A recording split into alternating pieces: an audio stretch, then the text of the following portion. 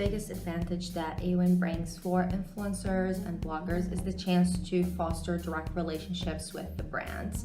Many influencers choose to do affiliate marketing via a sub-network, which has its advantages, but a lot of the time the brands don't see how each individual influencer or blogger is performing on their program, which on Awin they do. There's more visibility, more transparency, and so a bigger chance for you to really prove yourself and show the brand your worth and your value.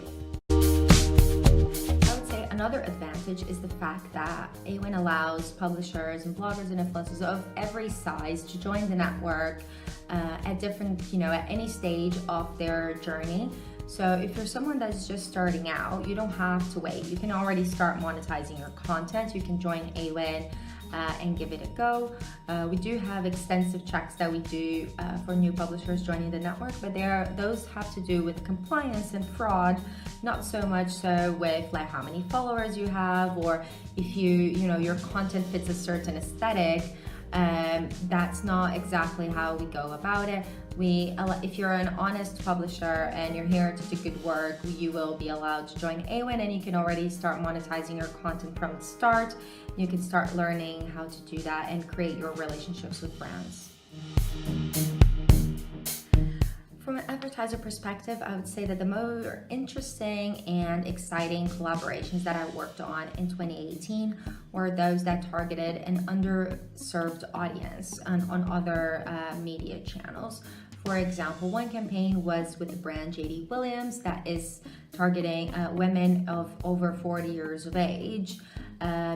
Traditional fashion media is very much youth obsessed. So this audience doesn't really see themselves on the normal fashion magazine. Not a lot of publications for fashion are speaking to them. So what do? They turn to blogs, they turn to influencers who they can identify themselves with.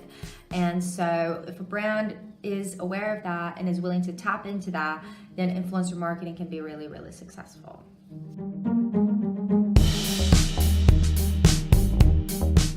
Another very successful campaign I did last year also was for an underserved audience. So that was with Simply Be, which is a plus size brand.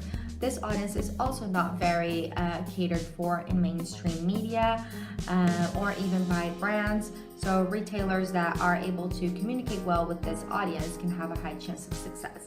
In this case, Simply Be has its own community channels. So they use that community channel to ask them, their consumers to send in questions that the influencers then answered with their looks. So they put together looks and outfits already thinking about the pain points of that audience, of that consumer.